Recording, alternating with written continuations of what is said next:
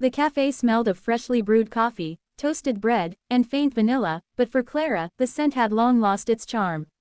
She moved swiftly from table to table, balancing plates of pancakes and steaming mugs of cappuccino, her worn-out sneakers squeaking softly on the polished wooden floor. It was a Saturday morning rush, and customers filled every corner of the cozy diner, their conversations overlapping with the clinking of cutlery. Clara forced a smile as she served a family of 4, their children too busy with their tablets to notice her. "Enjoy your meal," she said, her voice soft but steady. Her smile didn't reach her tired hazel eyes.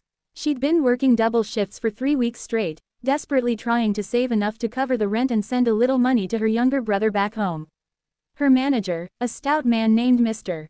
Briggs, wasn't exactly kind. He often barked orders and criticized her for the smallest mistakes, but Clara had learned to stay silent. She couldn't afford to lose this job, not when she was barely surviving as it was. Clara adjusted her apron and moved toward the counter to pick up another order.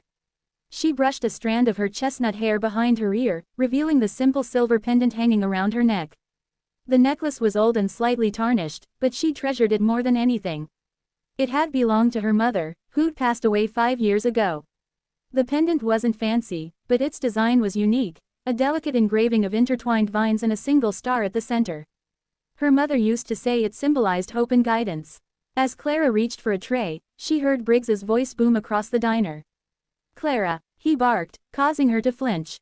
"You're late with table 7's order. Move faster, will you?" "Sorry, Mr. Briggs," she murmured, picking up the tray and hurrying to the table. She apologized to the customers, who barely acknowledged her, and retreated to the back. Her heart ached, but she forced herself to keep going. She needed this job. By noon, Clara felt like her feet were going to give out. She leaned against the counter, taking a moment to catch her breath. The door chimed as another customer entered. Clara glanced up and froze for a moment. A tall man in a dark tailored suit walked in, his presence commanding attention. His sharp features, neatly combed dark hair, and confident stride made him look like someone important, someone out of place in their humble cafe. He wore a luxury watch that probably cost more than Clara's monthly rent, and his piercing blue eyes scanned the room with quiet authority. She didn't know who he was, but something about him made her uneasy. "Clara, table 3, Briggs snapped, handing her a menu. She hurried over, her palms slightly sweaty. "Good afternoon, sir," she said politely, forcing a smile. "Can I get you something to drink?" The man glanced up at her, his expression unreadable. "Coffee, black," he said in a deep voice. She nodded and scribbled it down. As she turned to leave, he spoke again. "That necklace," he said, his gaze fixed on the pendant resting just above her collarbone. Clara froze. "Oh, it was my mother's," she said softly, instinctively touching it. The man's eyes darkened, a flicker of recognition flashing across his face. "Where did she get it?" he asked, his tone sharper now. Clara blinked, confused. I'm not sure. She said it was a gift." "Why?" But the man didn't answer. Instead, he leaned back in his chair, his jaw tight. Clara felt a wave of discomfort and quickly excused herself. She returned with his coffee, setting it gently in front of him. His eyes never left the pendant. The rush continued, but Clara couldn't shake the man's intense stare from her mind. Something about him unsettled her, yet she was too busy to dwell on it. She kept moving, delivering orders and cleaning tables, all while feeling his gaze following her every move. By mid-afternoon, the diner had thinned out. Clara was wiping down a table when Briggs stormed over, his face red with irritation. "You're done," he snapped. Clara looked up, startled. "What? You're fired," he barked. "You're slow, you're clumsy, and I've had enough of your excuses.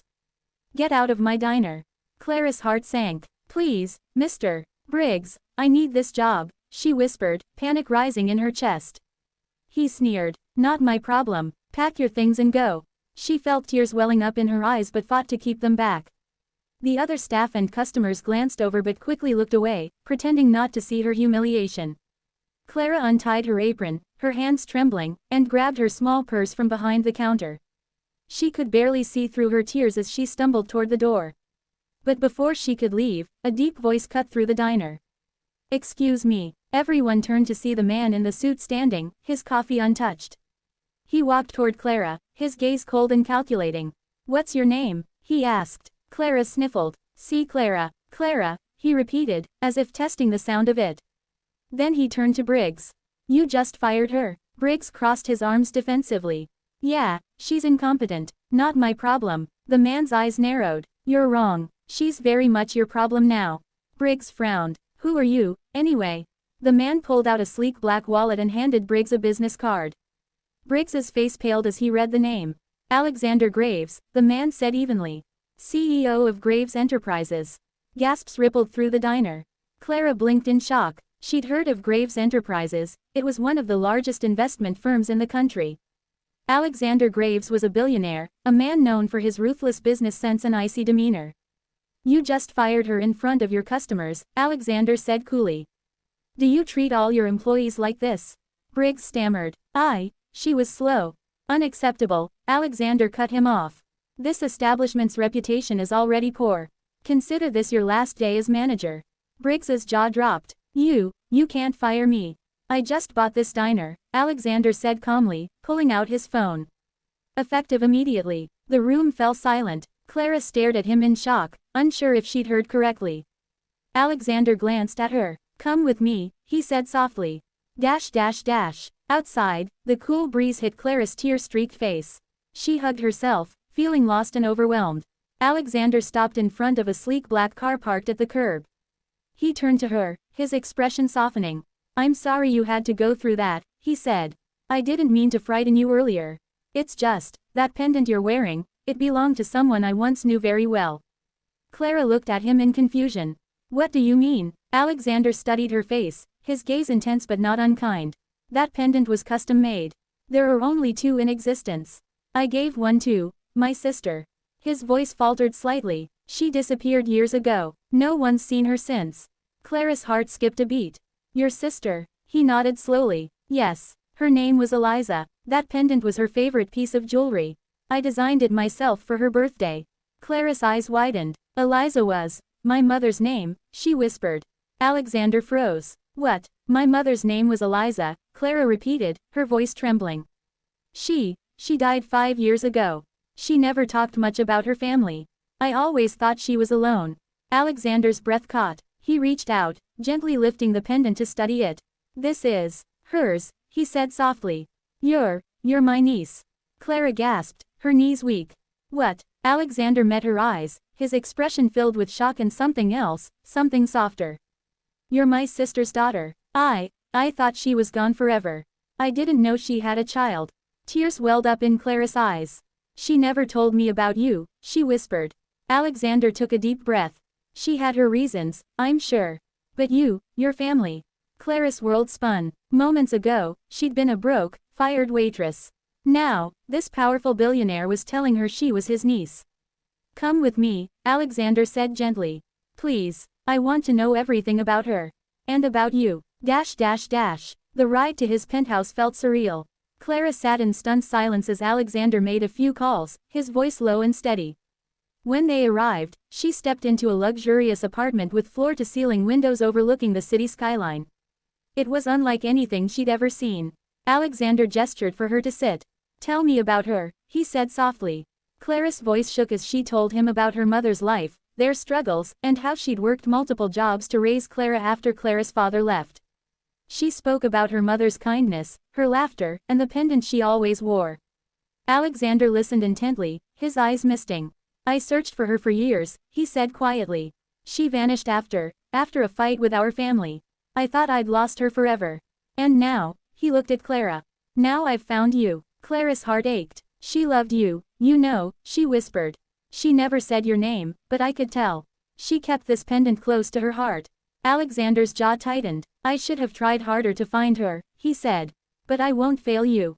Clara blinked. What do you mean? I'm going to take care of you, Alexander said firmly. You'll never have to struggle like this again.